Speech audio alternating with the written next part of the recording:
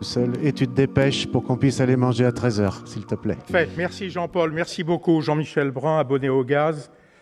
Voilà, donc...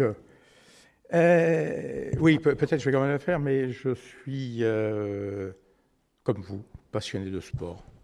Voilà. Et puis les uns et les autres, il nous arrive d'avoir parfois quelques responsabilités dans le monde sportif. La seule chose qui m'a marqué, c'est, je dirais que face à le sujet que l'on évoque, diplomatie et sport, si j'étais Pierre Dac, comme ce que je dirais, rien n'est moins sûr que l'incertain.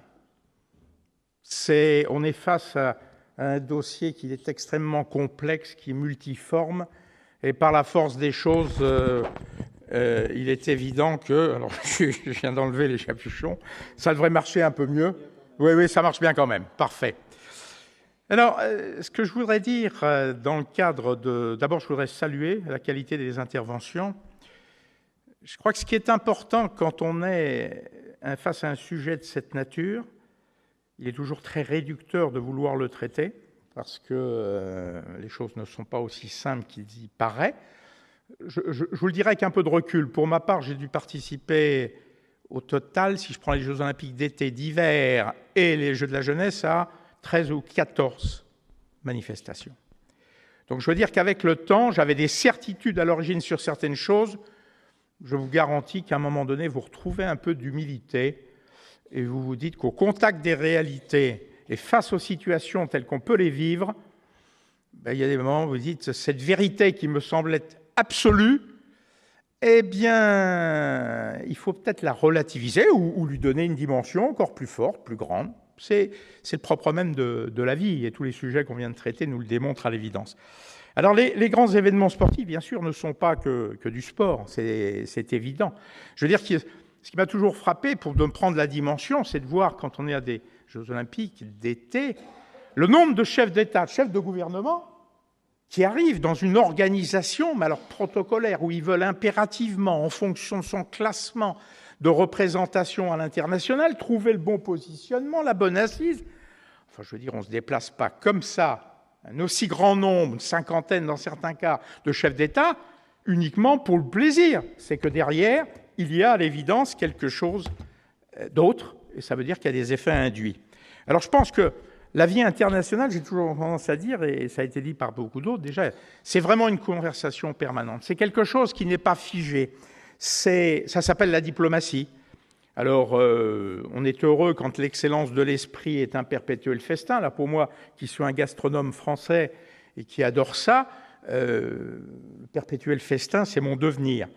Mais ce qui m'apparaît quand même être un paradoxe, c'est qu'on est à la recherche d'une moindre dépendance dans tous nos actes, dans des domaines d'interdépendance, où qui est l'un des grands défis, c'est-à-dire qu'on dit je veux plus être dépendant, je veux être autonome, je veux être ceci. Il faut juste réfléchir 2 secondes. Avoir une dépendance, une indépendance, une autonomie dans ce monde où tout est interconnecté est une vue de l'esprit. Bien évidemment que l'économie est au cœur du truc.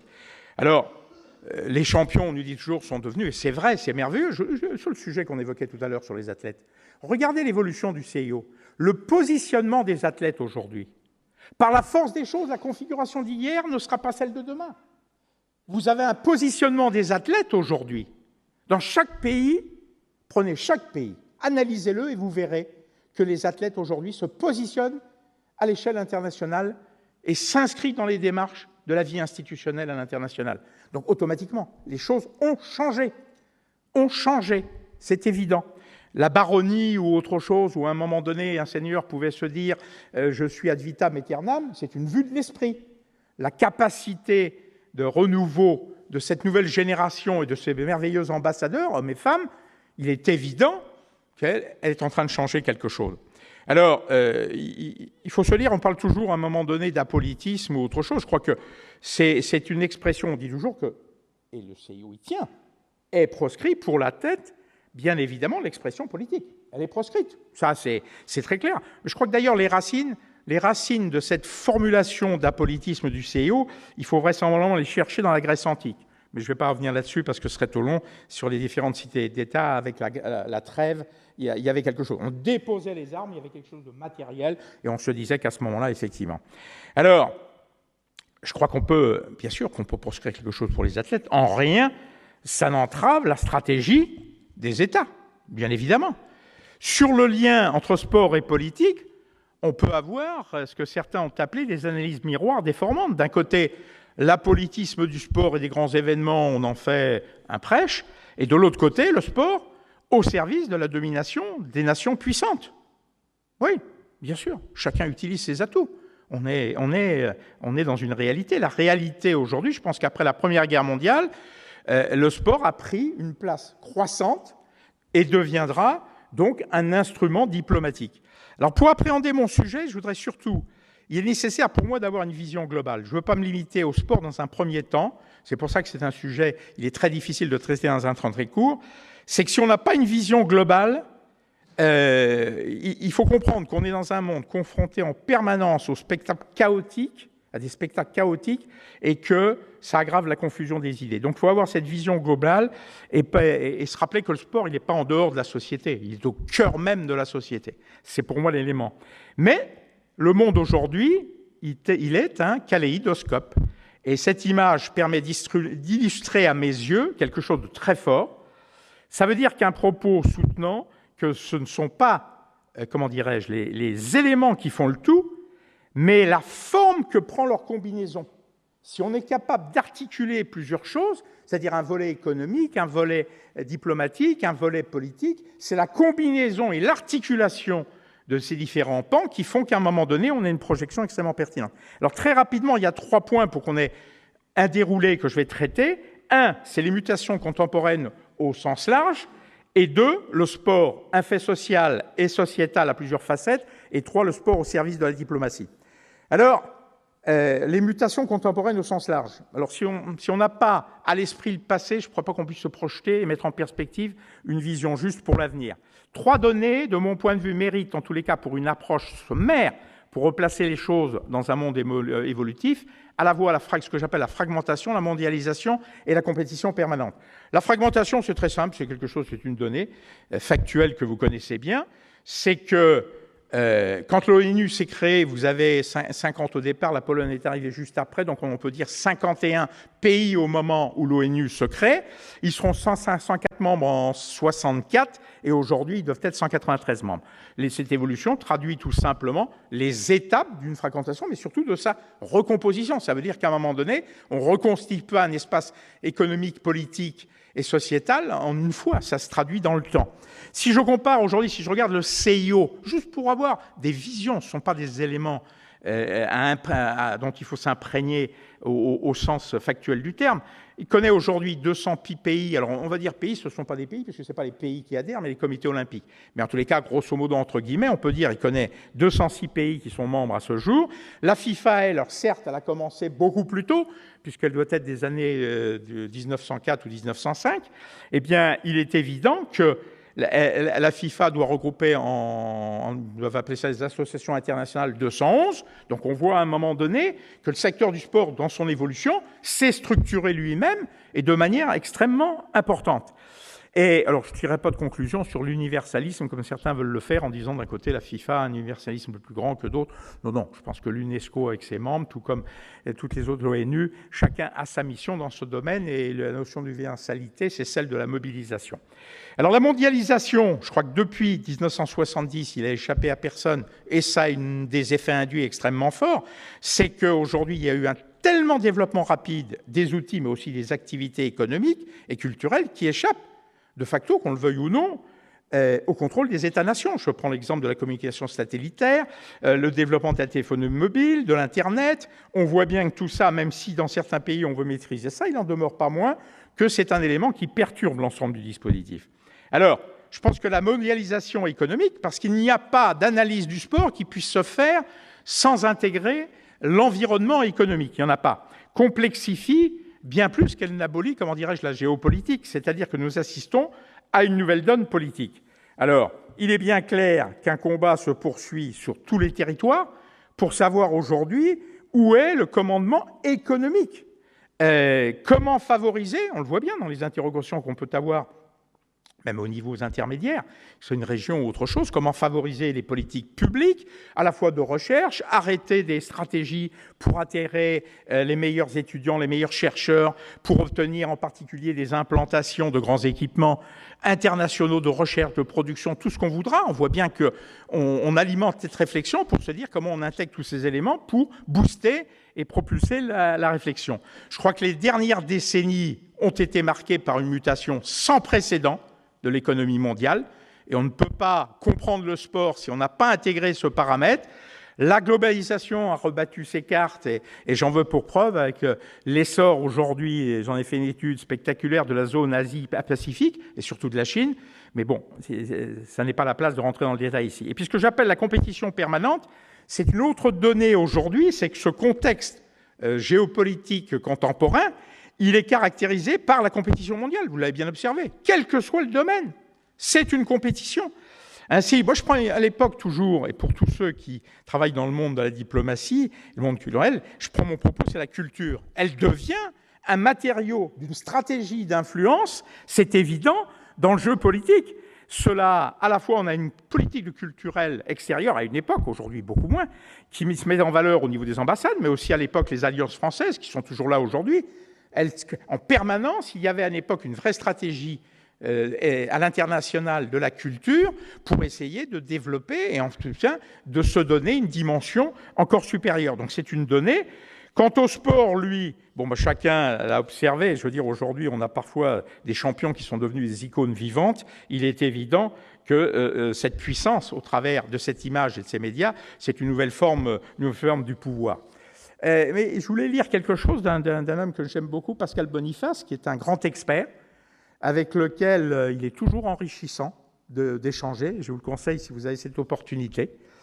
Pascal Boniface écrira dans La géopolitique du sport: la puissance sportive peut accompagner la puissance stratégique ou lui servir de substitut, mais elle en est devenue un paramètre.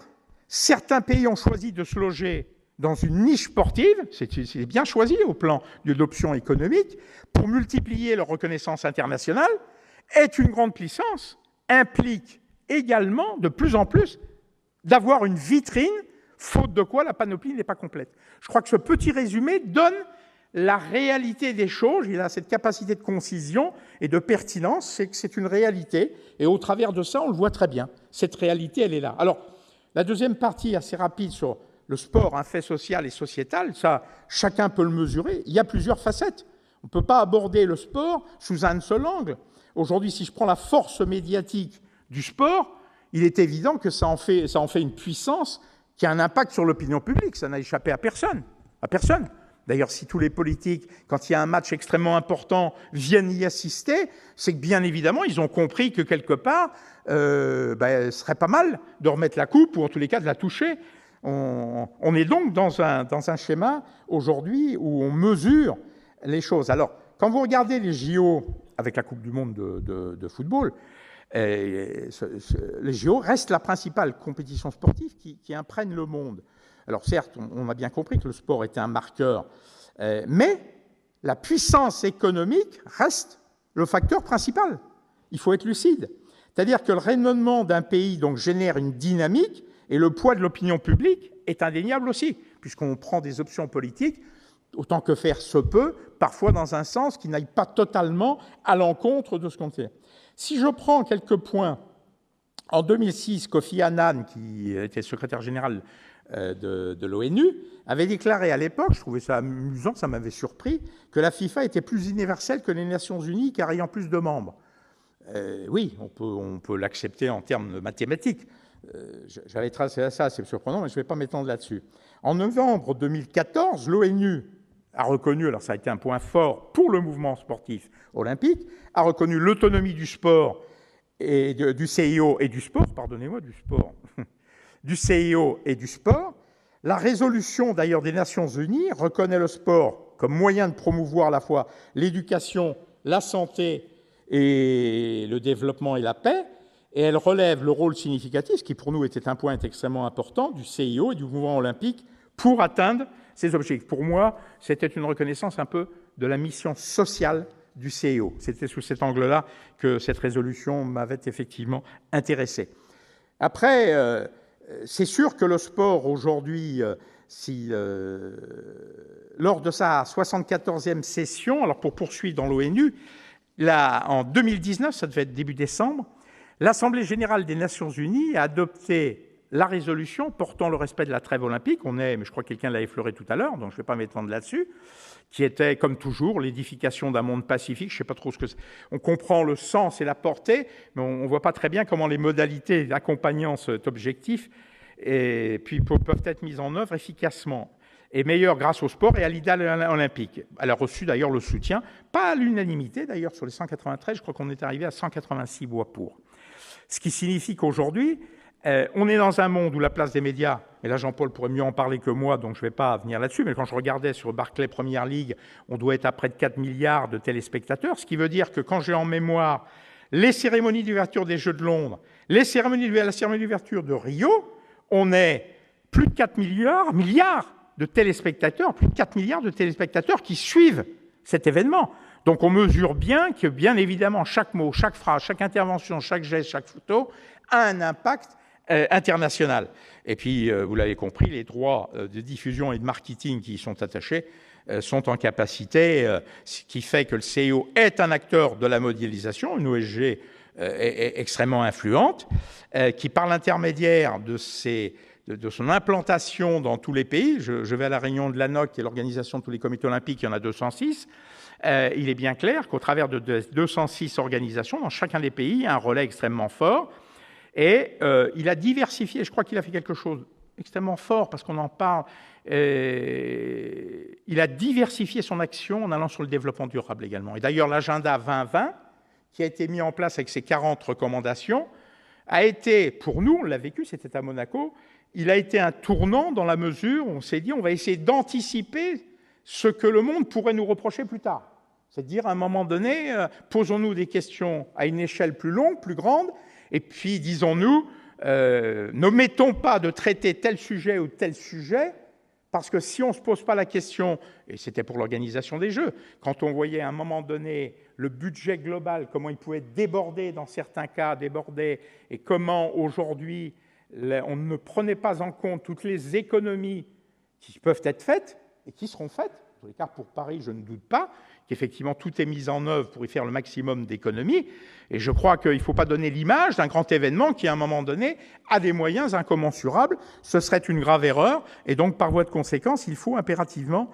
il a eu, je pense, il faut voir, c'est que si je reprends pour l'Olympiade de 2013-2016, ça doit être près de 6 milliards de dollars qui a été les recettes pour le CIO.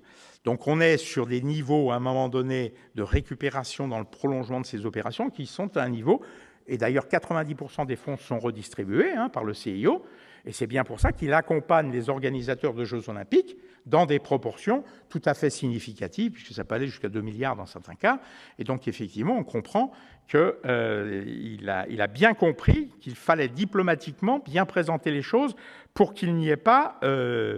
à un moment donné, de prêter le flanc à toutes les formes de critique. Alors aujourd'hui, qu'est-ce qu'on voit? Un pays, voire même une région, le promoteur, qui se fait le promoteur d'une région?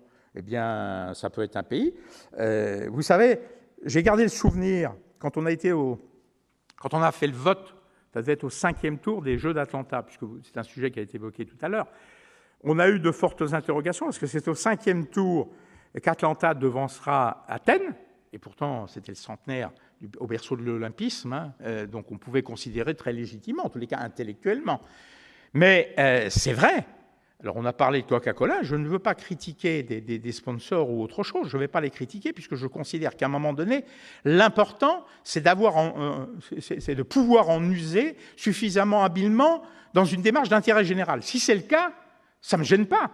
Qu'on aille chercher de l'argent là où il y en a, je ne vais quand même pas critiquer en disant quel scandale, on a été chercher de l'argent. Non, c'est de savoir ce qu'on en fait de ce qu'on va chercher.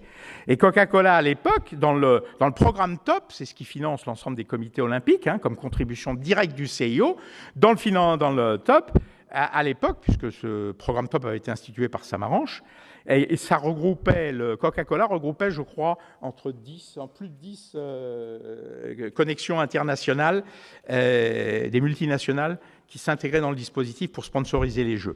Alors ça a suscité des interrogations.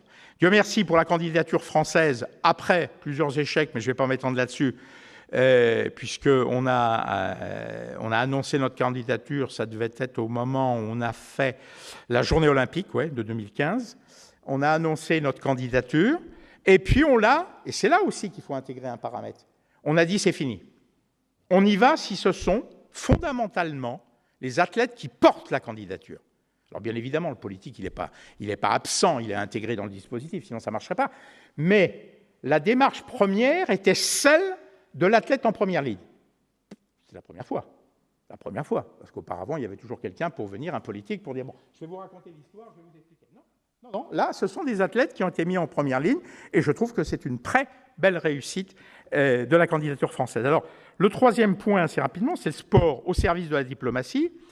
Je crois que quand on reprend l'histoire, mais là, Caroline ou autres, il y a des gens qui ont une plus grande vision, c'est aux États-Unis que le concept soft power ça a été mis en pratique, avec une double approche peut-être dans un premier temps. Le classement des médailles, ça a toujours existé. Le classement des médailles, c'est bien par nation, hein.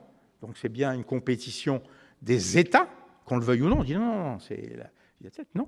Et puis, les moyens de pression, mais ça a été évoqué, les boycotts et autres, Jeux de Moscou et autre chose, je n'y reviendrai pas. Mais ce qui était intéressant, je me rappelle une note qui nous a été transmise, c'était celle d'Hillary Clinton dans son discours du 21 juin 2010, qui avait mis en avant les bienfaits du sport dans son rôle sociétal. Bon, rien à dire. Mais elle avait également souligné le fait que les Américaines devaient assumer un rôle de leader à travers le monde, démontrant le potentiel émancipateur du sport. Et le sport fera ainsi partie de la panoplie destinée à améliorer l'image des États-Unis dans le monde. Alors, cette stratégie, bien évidemment, quand on se remémore l'histoire, a été élaborée au cours de la guerre froide pour influencer à la fois les élites, enfin tous les éléments, les opinions publiques, tout ce qu'on voudra. Et il s'agissait de gagner, peut-être, je crois que c'est effectivement Iris qui avait noté quelque chose qui m'avait beaucoup plu, c'est gagner la bataille du cœur et des esprits. Je crois que c'est là que ça a été dit. C'est quelque chose que j'ai gardé à l'esprit parce que je l'ai trouvé très beau et très approprié. Alors, avec l'imposante croissance prise tant économiquement que politiquement, les États ont développé, bien sûr, leur propre diplomatie sportive. Je ne vais pas revenir sur cette diplomatie qui est multiple, et en France, Laurence l'a très bien expliqué, la mise en place d'un poste important, puisqu'on a toujours un problème de coordination et un problème de régulation. Donc on a quelque chose de... Mais je pense que le sport, à ce moment-là, au moment où le ministère des Affaires étrangères et que la décision est prise par le gouvernement de créer ce poste, c'est que peut-être on a intégré ou reconnu le sport comme un facteur du soft power. Ça me semble être un moment que l'on peut définir, pour moi, au travers, mais et prévu par d'autres, à la fois l'attraction, l'influence, mais aussi la persuasion. Alors moi, on a eu un exemple d'ailleurs spectaculaire du rapprochement diplomatique, pour l'avoir vécu, et j'aurai une anecdote suffisamment personnelle qui est très particulière. C'était effectivement lors des Jeux d'hiver de 2018 organisés en Corée du Sud, à Pyeongchang. Alors en janvier 2018, je ne vais pas vous rappeler, mais tout le monde se rappelle, Kim Jong-un annonçait que la Corée du Nord participerait aux Jeux, ce qui était quelque chose, certes un pays voisin, mais aussi rival. Il faut juste rappeler que les essais nucléaires juste avant et la réaction de Trump qui disait ça va clair, de lourdes représailles, c'était tous les jours, de lourdes représailles vont intervenir. On s'est dit on va se prendre quelque chose sur la tête. Alors là, les JO ont finalement été un instrument diplomatique qui a permis, alors certes, il n'y a pas eu de miracle, il n'y a pas eu de miracle, mais un premier pas au travers de cet événement sportif a été fait. Et j'ai gardé ce souvenir, je pense qu'on ne vivra peut-être jamais, c'est qu'à Pyeongchang, au moment où je vais à l'hôtel central, mon assistante n'était pas là, je rentre dans l'hôtel et je vois un homme qui est au milieu, entouré d'une dizaine de personnes. Et comme j'avais la tenue française, le gars vient vers moi, on voit bien Corée du Sud a besoin de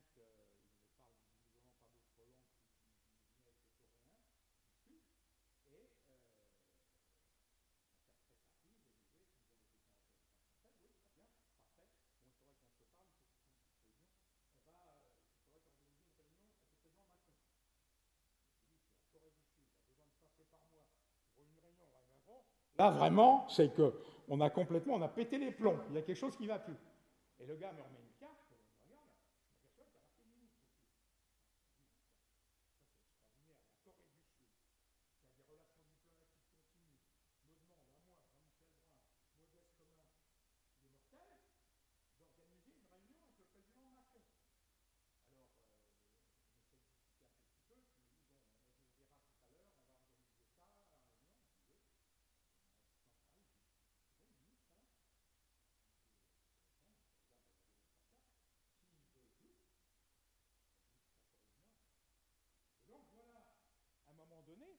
L'espace qui venait de se créer, les gens avaient qu'une envie, c'est d'échanger, de prendre un contact, d'établir une relation.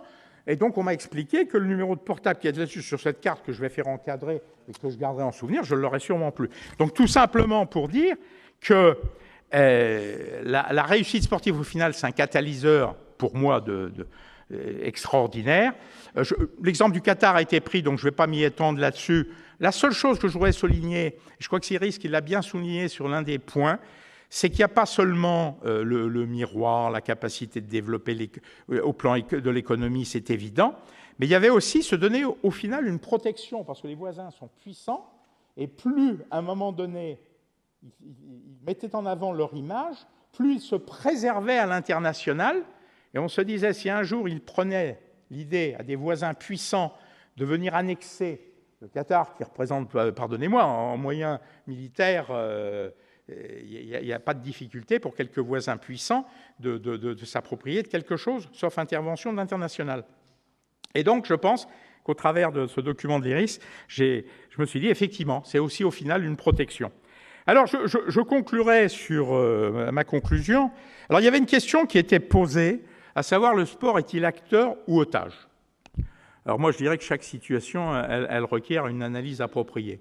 Et je ne ferai pas une réponse parce que l'expérience m'a appris que les réponses un peu brutales comme ça n'avaient pas beaucoup de signification. Je voudrais juste me référer à quelque chose, il y en a pour 2 minutes, à l'article 165 du traité sur le fonctionnement de l'Union européenne, afin de mettre en exergue vraiment la reconnaissance du sport par les autorités internationales.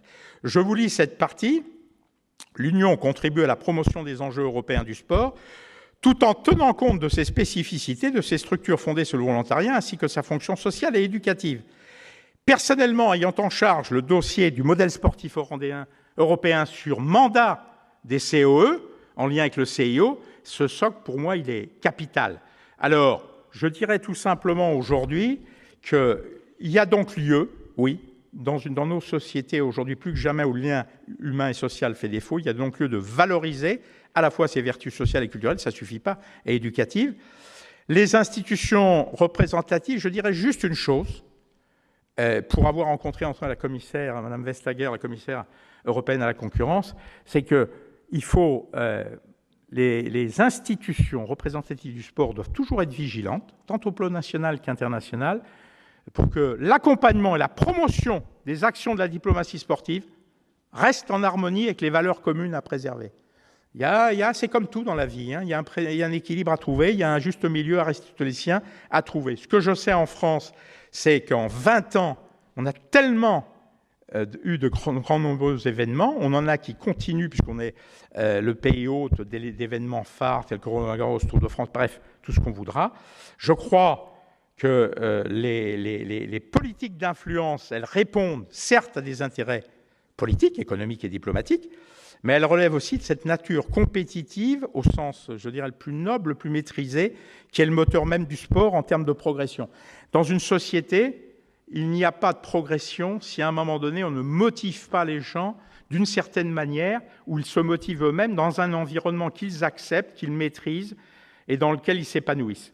Et donc, mon angle d'appréciation de la diplomatie sportive s'articule pour moi, et ça sera ma conclusion, autour des développements du sport, dans le cadre de l'éducation par le sport, qui, pour moi, est la transmission d'un savoir. Nous sommes donc des acteurs dans un progrès global international. Et pour moi, le savoir, il est le pouvoir de créer, il est le pouvoir de prévoir, il est le pouvoir de prévenir. Et appliquer le savoir pour le bien de l'humanité, ça représente la sagesse.